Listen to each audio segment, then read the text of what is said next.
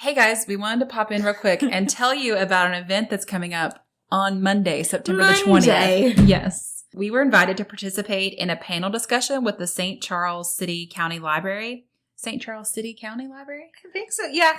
I'm sure that's right. Remember there was that one place in Ohio that was a county city. We never make mistakes. It's about Sharon Kinney, who is the subject of the longest currently outstanding arrest warrant for murder. She's on the lam in the history of Kansas City, Missouri. Yeah.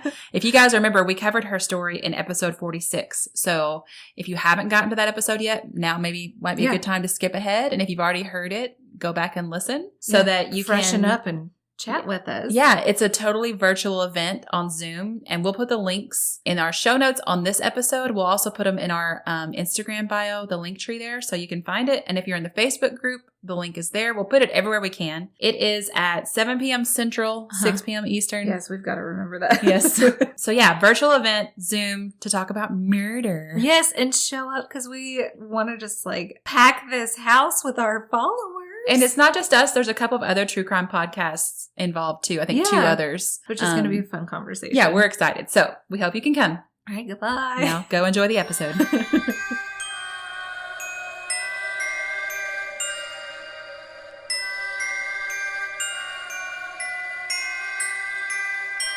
Okay, so you want to start over? Sure. Certainly. Hi guys. Hey. This is the Witches, Magic, Murder, and Mystery podcast. And I'm Kara. We've been talking for almost 6 minutes. That's Megan. I'm Megan. And we decided that we should restart. Start over. Okay, so today we're here with a... What the crap goat? Was that? I thought it was a cat. I think it's a child. That makes more sense than a coffee shop. I definitely thought that was a cat. It sounded like a goat. It's Evangeline. She's pissed off.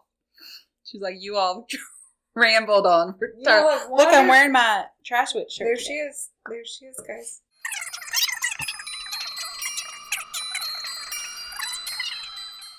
We're doing it again. Here we go. Okay. Hey, guys. I'm here with my episode. Hello, episode. Hello. Have you ever heard of the Watcher House? Yes, I have this one on my list. It's such a creepy, great story. It's so good. Mm-hmm. But it's such a long one. It has so many details that I was like, I can't stop. That's okay. I can't stop. It's worth it. It's really good. Okay, so I'm pretty sure their name is Broaddus. Sure. I don't know. So, the Broadduses, they were buying a house. And it was a big new house. They had been blue collar family, just living their lives. And then the dad got some raises and got promoted within his company. And so his salary, he became vice president of the company. Mm. And it was an insurance company in Manhattan. Mm-hmm. So his salary was finally large enough for them to afford a $1.3 million house. Dang. That's quite a step up. It is. I mean, we live in Kentucky where houses are less expensive. To the east side, to a deluxe apartment in the sky. I remember we used to watch that all the time growing up. I loved it. My brother, it was one of his favorites, and we would always watch it. The Jeffersons. Gosh, for so you youngins out there. You youngins that'll never know. You ain't know nothing. Okay, anyways. So it was called 657 Boulevard. And it was right after he celebrated his 40th birthday. And they had 3 kids. The kids were super excited. They had so many, places in the house. They were like, okay, this is going to go here. This is going to go here. They had so many chimneys. They were like, which one's Santa Claus going to come out of? They were so very excited. So they decided to do some renovations on the house before... You're fine. Don't worry about it. Okay. Before they moved in. Mm. So they needed to paint and fix a few things. So they received a note in their mailbox. And they were like, this is weird. We just moved here. We're not living here. Maybe it's a sweet note from one of our neighbors. Yes. Yeah. Yeah. With cookies. Uh-huh. And it was June 2014 that this first letter arrived. Oh, I didn't even realize I thought it was longer ago. Yeah. Wow. That makes it even weirder. Yes. So it was a card-shaped envelope, and it said it was addressed in thick clunky handwriting to the new owner. It began, "Dearest new neighbor at 657 Boulevard, allow me to welcome you to the neighborhood. Are you coming? Late night dispatches from the city ready to party." That was how they signed off? Yeah. Late night dispatches from a city ready to party? Yeah. That sounds like they're hitting on you. Yeah. Hey, neighbor, we're flirting. Pause. What if that was just like one of the ads that like popped up? So it's not really part of the story? What if it's not? I don't feel like I've ever heard that part of the story, No. which makes me think that's... But why would that be an ad? I don't remember there being ads on this article. I don't know. Okay, we're going to cut that part out. We'll just start. Read this Okay. just a bit. So it's... It's like a Tinder ad. I'm not on there. Mm-hmm. Okay, the note starts, "Dearest new neighbor at 657 Boulevard, allow me to welcome you to the neighborhood." But as the husband kept reading, it said, it kind of got a little weird. Mm-hmm. The note says, "How did you end up here? Did 657 Boulevard call to you with the force within?" Oh, no. Yeah. So it continues. 657 Boulevard has been the subject of my family for decades now, and as it approaches its 110th birthday, I've been put in charge of watching and waiting for its second coming. My grandfather watched the house in the 1920s. My father watched it in the 1960s. It is now my time. Do you know the history of the house?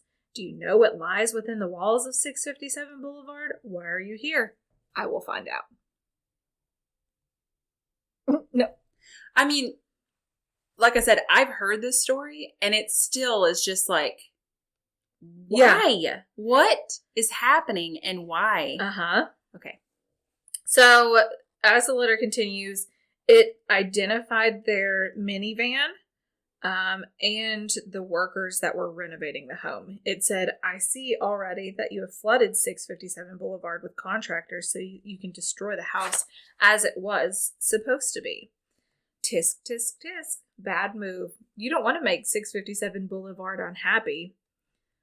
So, earlier that week, Derek and Maria, the new owners, had gone to the house and chatted with their new neighbors while their children, who were 5, 8, and 10, played in the backyard with a bunch of the kids from the neighborhood. Because what else do you do? Mm-hmm. You're just trying to get them acclimated. Well, yeah, and you want your kids to make friends. Yes. So in the note, it said, "You have children. I've seen them. So far, I think that there are 3 I've counted." And so they said, "Are there more on the way?" Oh, that's so scary. Mm-hmm. Just to know they're watching your kids. Yep.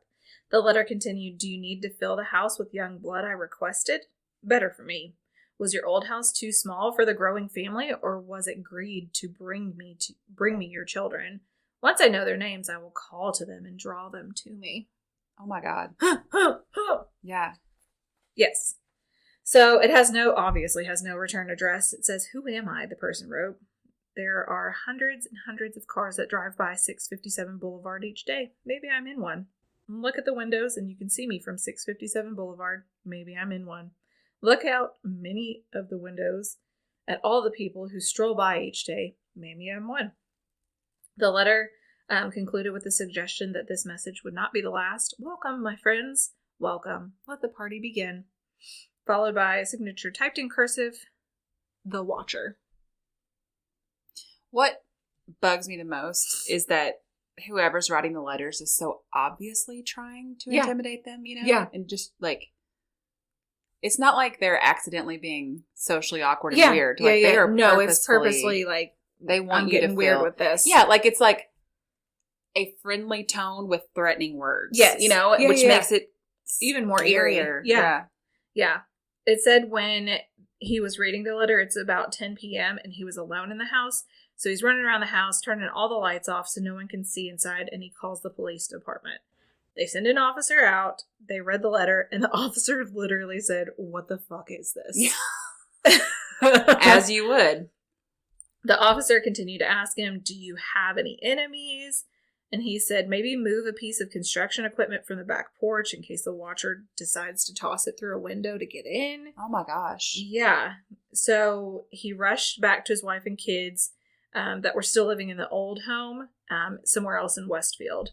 That night, Derek and Maria wrote an email to John and Andrea Woods, who were the people who sold them 657 Boulevard, to ask if they had any idea who the watcher was and why they had received this letter.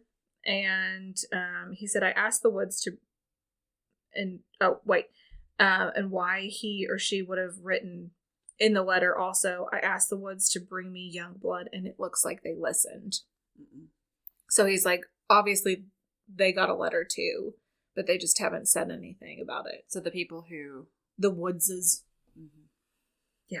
So, it's just really weird. So it says a few days before moving out, the Woodses had also received a letter from the watcher. The note had been weird. So she was like, I don't know that this is real, so we're just going to toss it. But she did read it. She said it did make mention of the watcher's family observing the house over time. She said they had never received anything like that in the 23 years that they had been living in that house. Mm-hmm. So they just were like, this is something stupid. They're just mad that we're moving or new people are moving in or something. Yeah. Just like you do wonder, like, is it somebody who's like mad? Like that? Yeah. Did they want somebody else to buy the house? Did they want to buy the house? Are they like crazy historical people who were like, this is a 110-year-old house? Why are they tearing our house apart, our community apart? Yeah. But the whole thing of like, my grandfather watched it. My dad watched it. Yeah. Like. But why did they only watch it in the 20s, the 60s, and then 2014? Well, I think it's that they watched it for those years. Okay. And then he passed it on. That's how I read it. I don't know. But I wonder, like. That's exhausting. Is this person writing it just that one's the mentally ill one? Or like, has this craziness been passed down through generations where they're like, son, we've got to watch this house. Son, there's something going on here. It's we need young blood. It's like the house is alive. Yeah. And then there's the other part of me that's where I like to believe in crazy, scary things, where I'm like, is there something about this house? Yeah. Is the house going to eat Is the house alive? Yeah. I wrote a scary story once. You might have read it, where it's like a plant shop. Yes. Where there's like the wall, like it is like the plant shop is a living, breathing thing, and it's like a horror story. And it is, that's what I keep thinking about with this. It's creepy. I think the weirdest part too is that we don't know their intention. Like we don't. You never know what is. That's the mystery. It's still a mystery. So it said that Maria asked the Woodses to go to the police station where the detective, the one they had been talking to, was there. He said, do not tell anybody about these letters, including all of your new neighbors.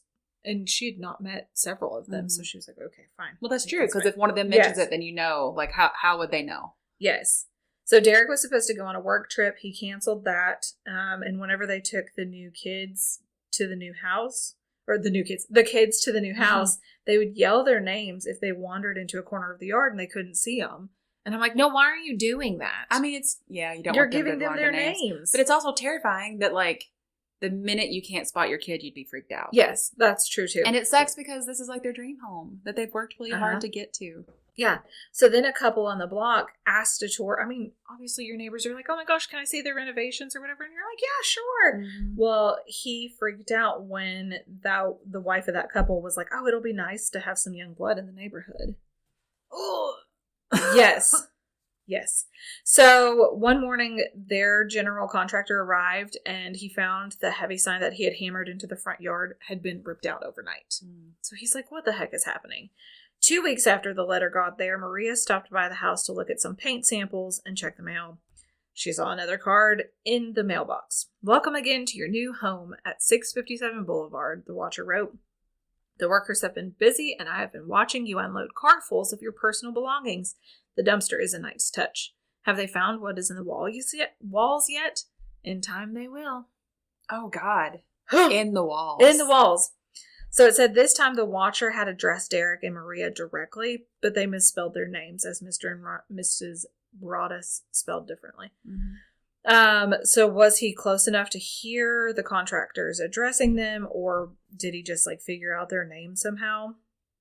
He also apparently had been learning a lot about the family. He knew the kids by birth order and their nicknames. Oh no. He said it was the ones Maria had been yelling at them. He said, she said, I'm pleased to know your names now and the name of the young blood you have brought to me. You certainly say their names often. The letter asked about one child in particular, whom the writer had seen using an easel inside the enclosed porch. Is she the artist of the family? That feeling that you've been watched is just horrifying. So it said the letter continued. 657 Boulevard is anxious for you to move in. It has been years and years since the young blood ruled the hallways of the house. Have you found all of the secrets it holds yet? Will the young blood play in the basement, or are they too afraid to go down there alone? I would be very afraid if I were them. It's far away from the rest of the house. If you were upstairs, you would never hear them scream. This happened 7 years ago. Mm-hmm. Like, whoever wrote these letters is out there right now doing what? Watching the house. Oh, God. If you're listening to this podcast, turn it off right now. Get out of here. Quit doing that. God, go to therapy. Figure out why you're like this. Why are you like this? Or is there something really in the house that we need to know about? I don't like either one of these realities. It continues. Will they sleep in the attic, or will you all sleep on the second floor? Who has the bedrooms facing the street? I'll know as soon as you move in. It will help me to know who is in which bedroom. Mm-mm. Then I can plan better. No. All of the windows and doors in 657 Boulevard allow me to watch you and track you as you move through the house. Who am I? I am the watcher, and I have been in control of 657 Boulevard for the better part of 2 decades now. The Woods family turned it over to you. It was their time to move on, and kindly sold it when I asked them to. So, the Woods family's basically saying they received one letter. One letter, and they were just like, this is stupid. I wonder if that's true, though. Yeah. You know? Yeah. Like, maybe they didn't want to...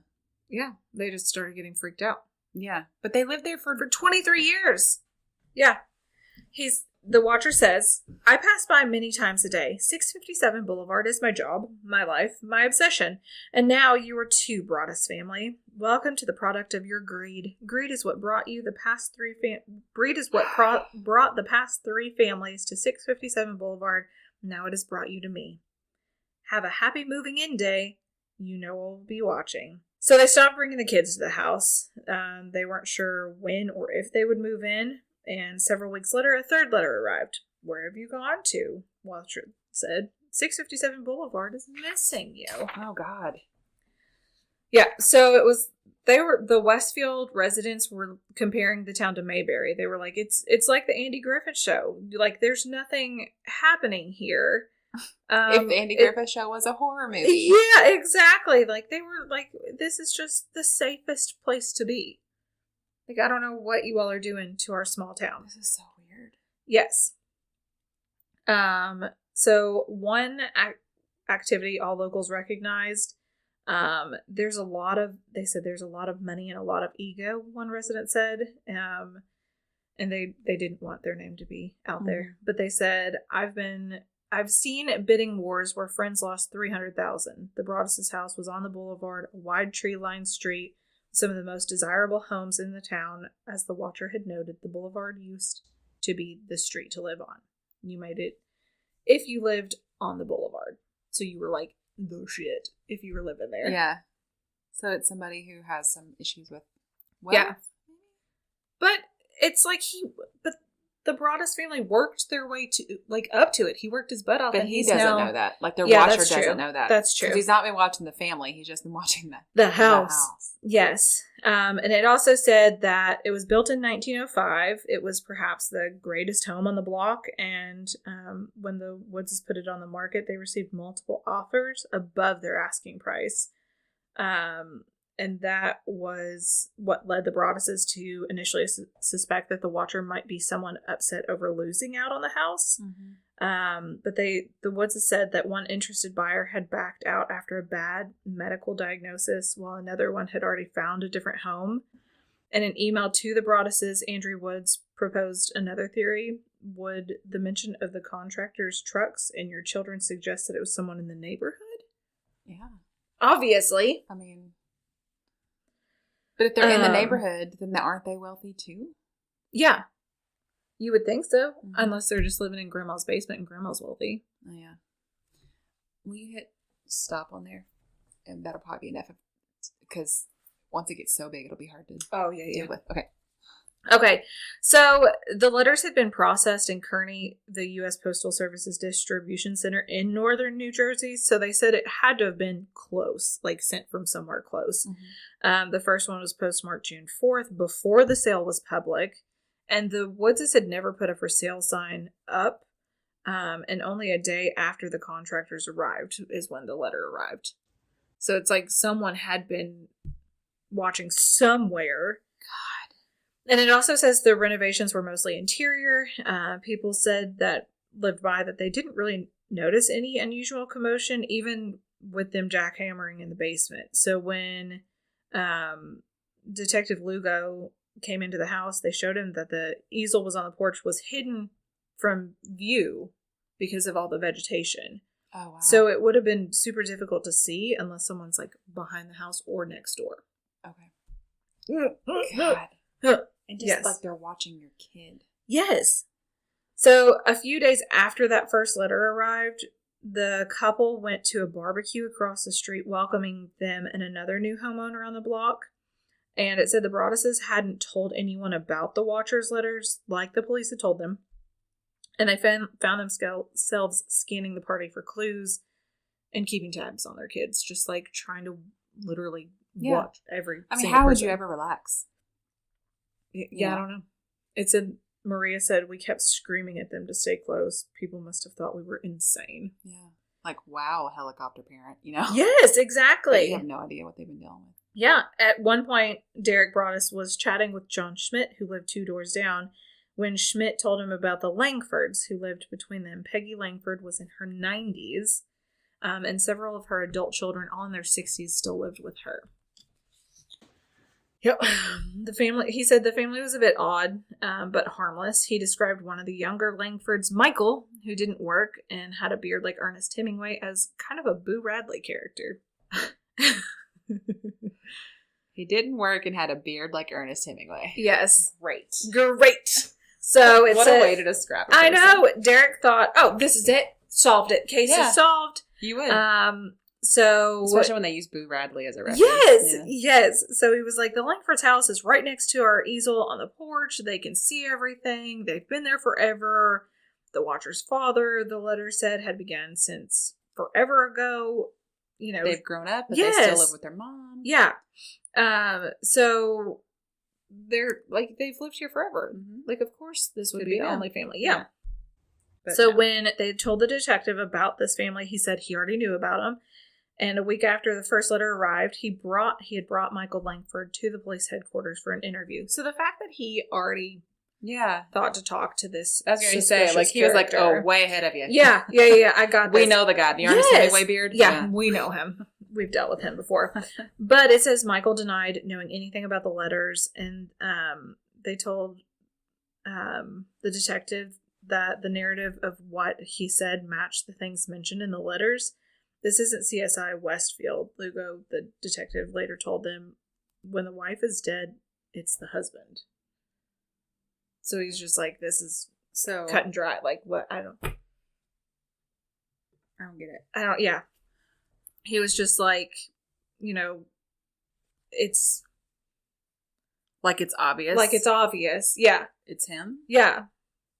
But he was like, but he's saying it's not like this. Jeez. Yeah. So they had like nothing to go on though. So he thinks it's him. There's just no way to prove it. Yeah. He said there wasn't much hard evidence. When the wife is dead, it's the husband, even if there's not a lot of evidence. I get it. Okay. Now I get it.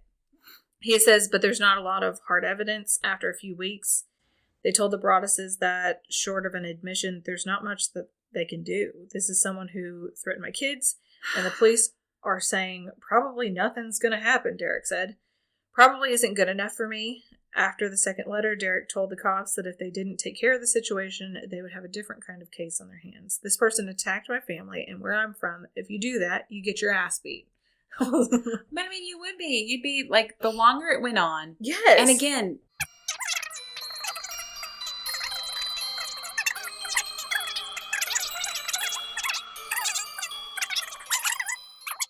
like, what's the point of any of this? Right. Ugh. I mean, you would get super, super angry. Yes. He said his wife started thinking that he was crazy. He would go to a local coffee shop in Manhattan and lay out all his documents of like things that he had come up with on his own, because he's like, the cops aren't helping us in any way. They also turned to several experts. They had a private investigator who staked out the neighborhood, ran background checks on the Langfords. He didn't find anything. Derek had reached out to a former FBI agent who served who's served as the inspiration for Clarice Starling in The Silence of the Lambs. Yeah. They were on a high school board of trustees together. They also hired Robert Lenaham, another former FBI agent, to conduct a threat assessment. And they said Lanham recognized several old-fashioned ticks in the letter that pointed to an older writer. The envelope was addressed to M. Broaddus. The salutations included the day's weather, warm and humid, sunny and cool for a summer day, and the sentences had double spaces between them. The letters had a certain literary, just the style. Yeah, style to it, which suggested a ferocious reader. And it didn't have any profanity, given the amount of like anger. So he said that's maybe what's like the not so creepiest much thing. A macho writer.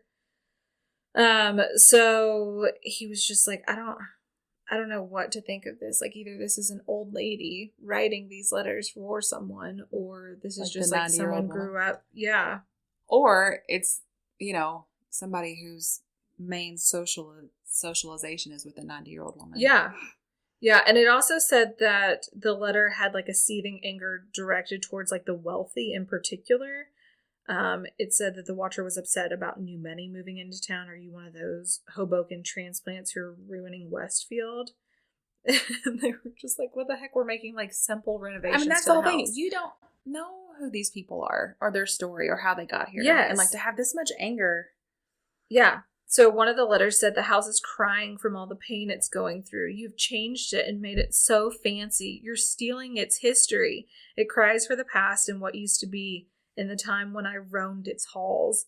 Oh. And the 1960s were a good time for the 657 Boulevard, when I ran from room to room, imagining the life with the rich occupants there. The house was full of life and young blood. Then it got old, and so did my father. But he kept watching until the day he died, and now I watch and wait for the day when the young blood will be mine again. So the detective said, look into former housekeepers or the descendants. Perhaps the watcher was jealous that they had bought the new home that he couldn't afford, or the watcher couldn't afford. Yeah.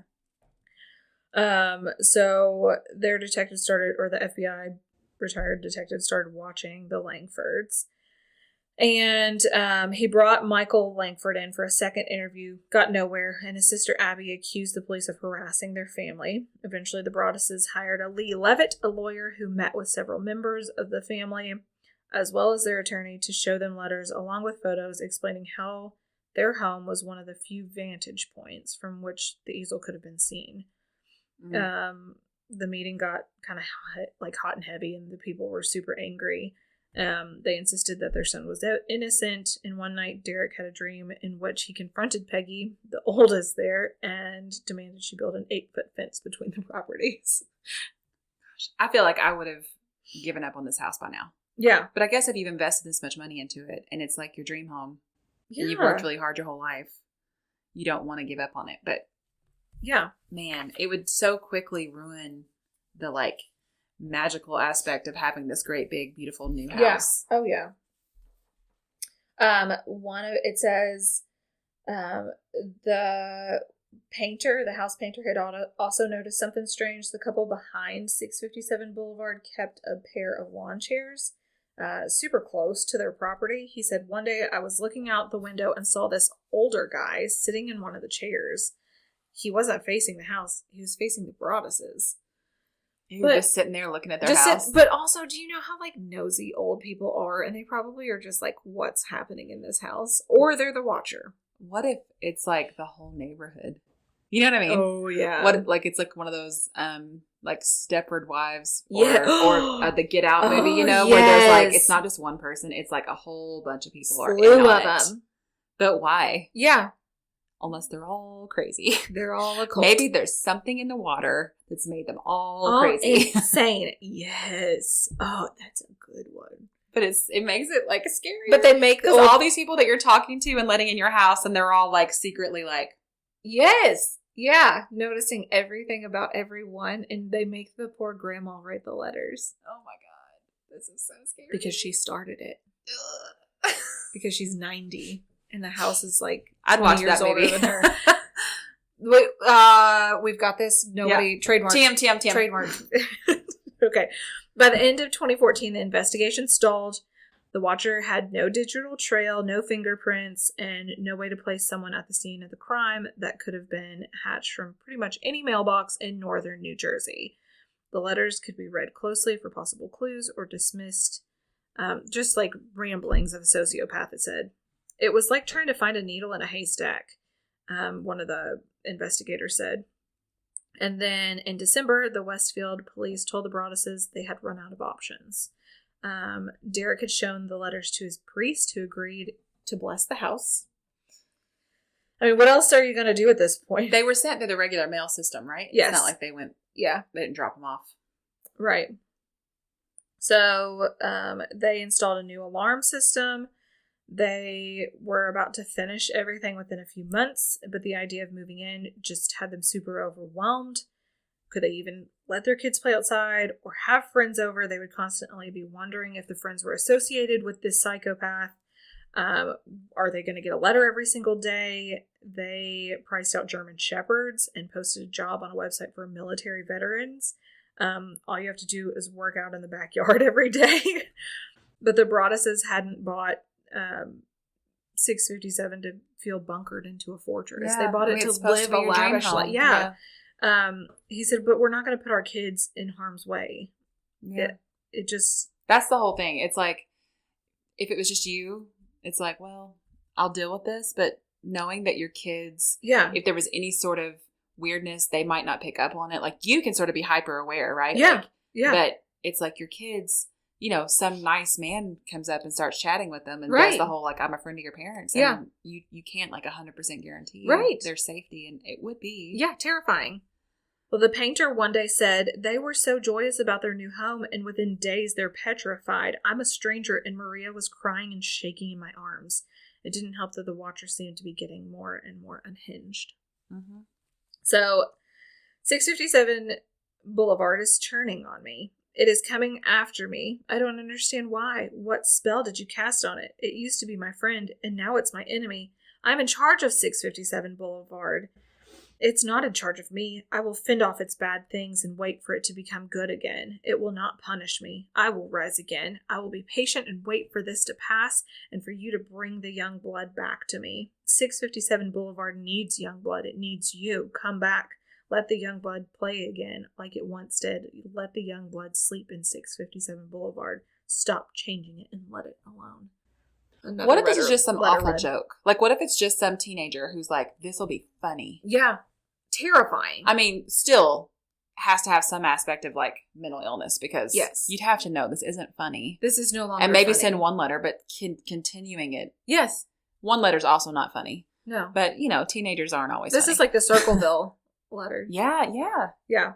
And so it's just like, what if this was some sort of weird social experiment and they just didn't get the hint that this is too far? They can't handle a social environment. I'd rather believe that it's some weird social experiment and they're like, oh, oops. Oh, good. We messed up. Nobody got the punchline part. Yeah. Ooh, we got like that they're over wrong. here like, this is great.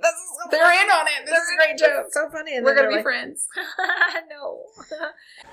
So it said they had originally sold their old home, so they had to move in with Maria's parents while they continued to pay mortgage and property taxes on 657 Boulevard. It said, I had to do things like shovel the driveway, Derek said. Just picture that little bit of indignity. I'd have to go at 5 a.m, then come back and do it again at my in-laws. They only had a handful of friends they only told a handful of friends about the letters. When everybody else is asking, like, why aren't you moving in? He was like, oh, legal issues. We're just having some issues. And he, like, they just began fighting. They had to go to therapy. Oh my gosh. Yeah. Then after 6 months after the letters arrived, they're not living there. They're like, you know what? We're going to try to sell it. This is ridiculous. We can't. And they listed it for more than what they paid because of the renovations. Yeah. But it says few worlds are more gossipy than suburban New Jersey. So rumors had already began about the Something letters. being wrong. Yeah. So one broker said, my client loved it, but there are so many unsubstantiated rumors flying around, ranging from sexual predator to stalker. They need to know more about the situation. So they sent a partial disclosure mentioning the letters to the interested buyers and told the banker, their realtor, and anybody that they intended that they would disclose full letters to anyone whose offer was accepted. Mm-hmm. So several bids came in below the asking price, but they're not ready to take such a financial hit.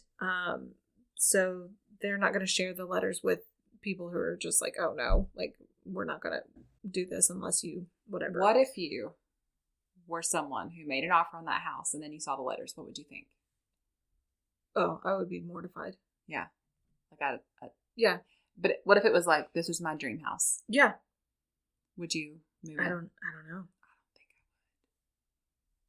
I don't think I would. But also I don't know. Yeah. Well, that's what he said. He was like, I don't know how you live through what we did and think you could do it to somebody else. So he's like, yeah, you'd have we to went back and disclose it. forth. Yeah. I mean, on one hand, you just want to get out of it. They didn't know about the letters beforehand, and the Woodses obviously did. Yeah. But if they only got one letter, I could see why the Woodses would be like, yeah, there's no reason to tell them about this. But on the second, that's what makes me wonder, like, did the Woodses really only get one letter? Because why would they have just sent them one letter, but then send them, unless it's some new mentally ill person or, you know. Right. And the Woodses had told them, like, we certainly never felt watched. We only got one letter, and we rarely ever locked the doors. Oh my God. I can't imagine that.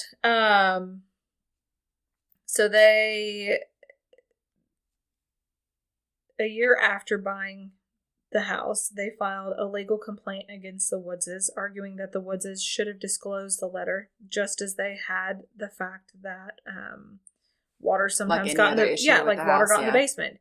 So they hoped to reach a quiet settlement. Their kids still didn't know about the watcher, and their lawyer assured them that at most, small legal news hire might pick up the story. Just maybe. Mm-hmm. He said, we do some creepy stories. It was Tamron Hall on the Today Show a few weeks later. This might be top 10 creepy.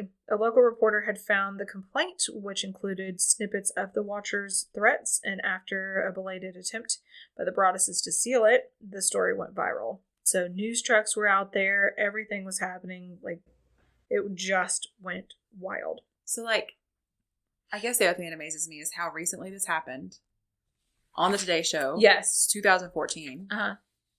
And they still couldn't figure it out. Yeah. You know what I mean? Yeah. If this happened in the 80s, it'd be like, yeah, well, we didn't know as much then. There was no way of tracking things like there is now. But this was 7 years ago. Yeah.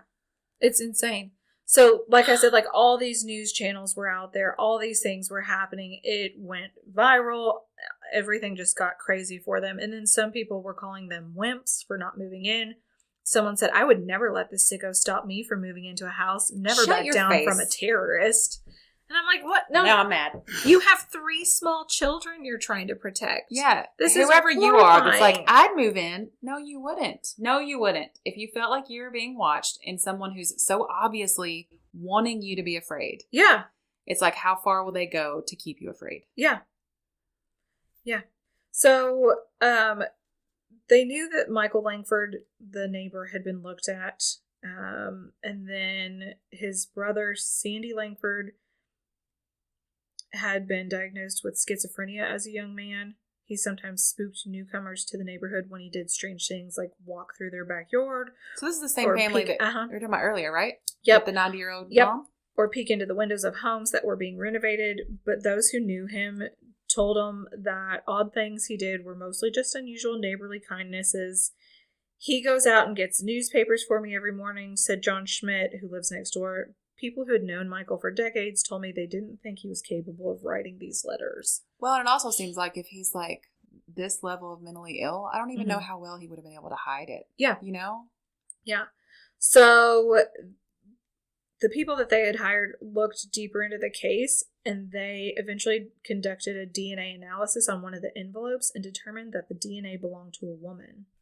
They decided to look more closely at Abby Langford, Michael's sister, who worked as a real estate agent. Was she super upset because she didn't get the sale? Right. People were just or like, what? Yeah. She had a different buyer and she was trying to get these people out? Yeah. But they said that the DNA sample wasn't a match. So they got also, a water bottle from her. It's a really extreme thing to do. Yes. Just because you want to have the sale. Like, just go sell another house. Like, yes. What do you mean? Yeah. So they didn't tell him why or how, but they just ruled out the Langfords as suspects. Mm-hmm. So they're like, what? Well, then what the heck is happening? Like, what are we doing here? Like, what are we even going to do? Yeah. I guess your only hope is that they'll figure out who it is and then you'll know you're safe. Yeah. But if they can't figure out who it is. Yep.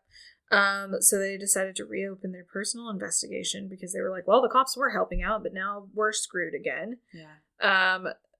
They had several neighbors that were still in the pool of suspects, but it said they spent an afternoon walking the block with a picture of the watcher's handwritten envelope. They hoped someone might recognize the writing from like a Christmas card.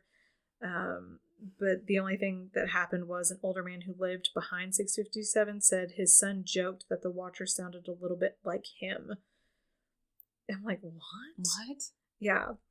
Like his dad? Yeah. And it's just like, why would you say joke that? about that? Yeah. Or maybe his son was like trying to like, is it you? Yeah, like ha ha. Sounds kind of like you, Dad. Dad, this is so funny. Just to see his reaction. Yes. Oh God. So the cops continued to be like, there's just not, we just have these letters. Like, we have nothing to go on. We have DNA that doesn't match anybody right now. Like, what do you even want us to do? So they decided one night to sit out on the street, just in like unmarked vehicles. And it said they were sitting in the back of a van parked on the boulevard, watching the house through a pair of binoculars. Around 11 p.m., a car stopped in front of the house long enough for them to grow suspicious. He said he traced the car to a young woman in a nearby town whose boyfriend lived on the same block as 657. The woman told them that her boyfriend was into some really dark video games, including a memory. They said one specific playing character was the Watcher. It says, as for the female DNA, they figured it could have been the girlfriend's, and it could have helped. They said the boyfriend was living elsewhere at the time, but it says he agreed to come in for an interview on 2 separate occasions, but he never showed up. And they didn't have enough evidence to compel him to appear, like force him to get in there. And with all the media attention dying down, they just had to drop that and move on. I haven't ever heard that part of the story. Yeah. I mean, why would you drop that? And it goes along with the idea that this is just some weird joke. He had lived on this property, or not this he had lived in this neighborhood, right. But maybe he grew up playing with the people's kids. And if he's like a super gamer, yeah, then this feels like a game to him. Yeah. It says during Halloween, like, no one would walk by their house because it's terrifying. Some of the theories say that the Broadduses suffered buyer's remorse, realized they couldn't afford the home, so they like concocted this crazy scheme to get out of it. Or he was trying to come up with like insurance fraud. Yeah, because that was before they moved out. Yeah, and it was like some people were like, "Oh, well, they upgraded from a $315,000 house to a $1.3 million house." So how did they do that? Like, what's happening here? And so people were just like, oh, it's all them. Like, they're doing the worst. Now. I know. So they were just like, this is ridiculous. Like, what are we supposed to do? Like, how are we supposed to live this way? And they didn't want their neighbors, like, freaking out about this. They were trying to keep it quiet, but then, like, in the legal battle, everything just kind of blew up. You would have to, yeah.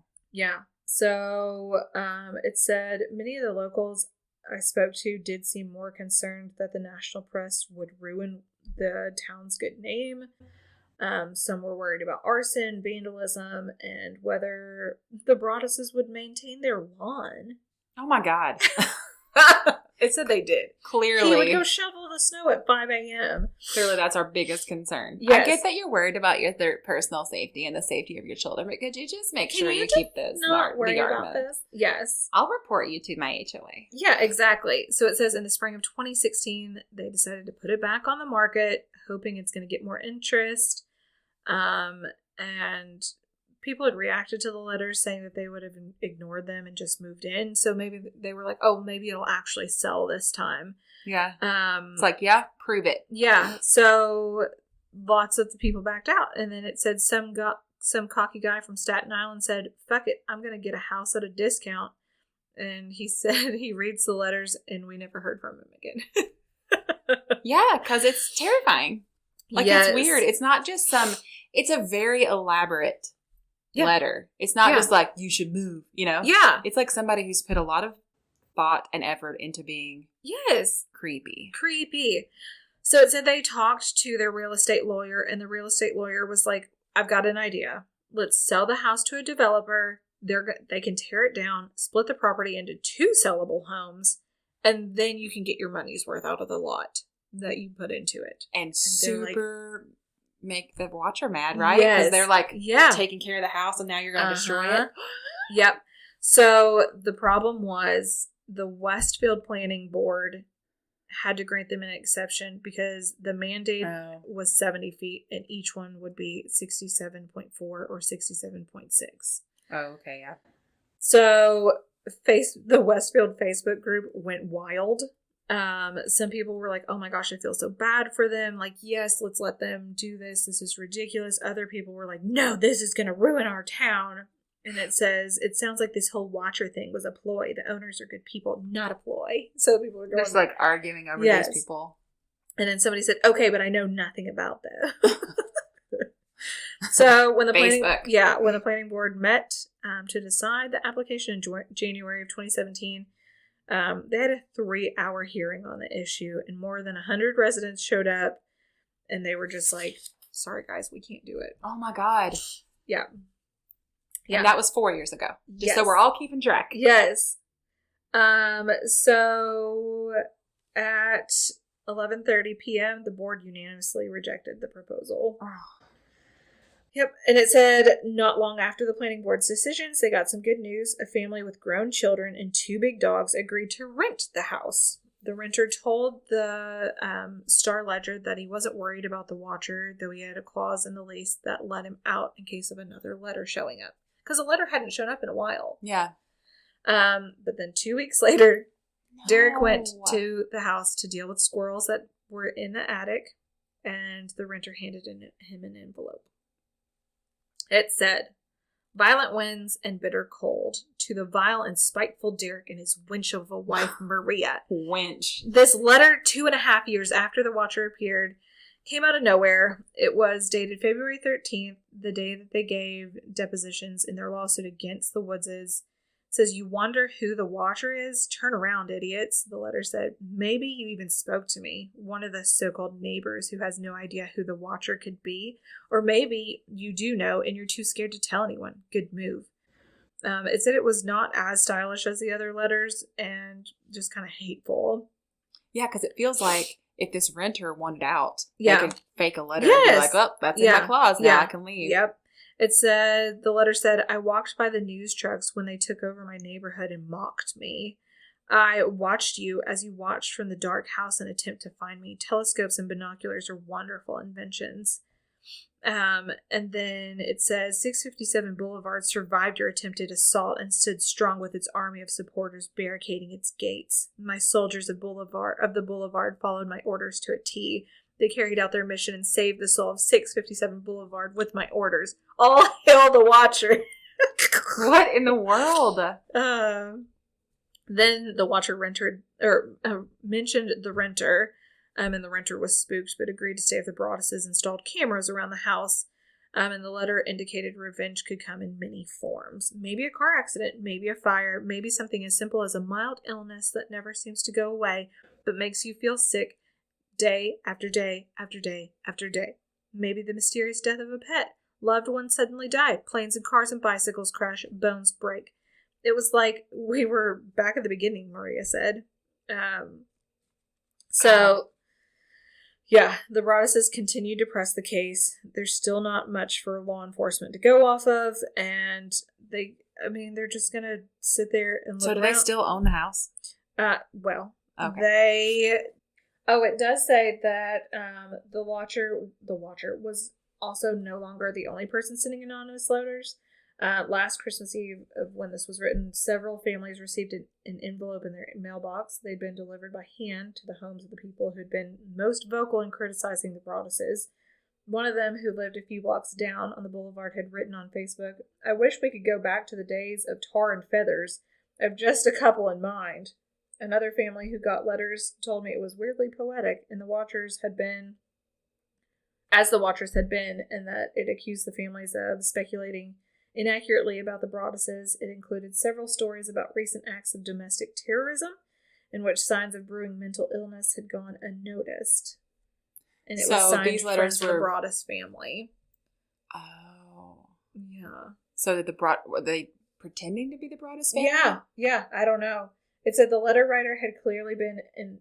That could also be somebody else, like, not even related. You know how weird people just, like, insert themselves in stories? That could be somebody who's like, oh, I'm going to get involved in this. Right, well, that's what it said. It was like the writer of these letters had been just inspired by the Watcher, and they were like, we're getting in on this. Jeez, why are people so weird? Yeah.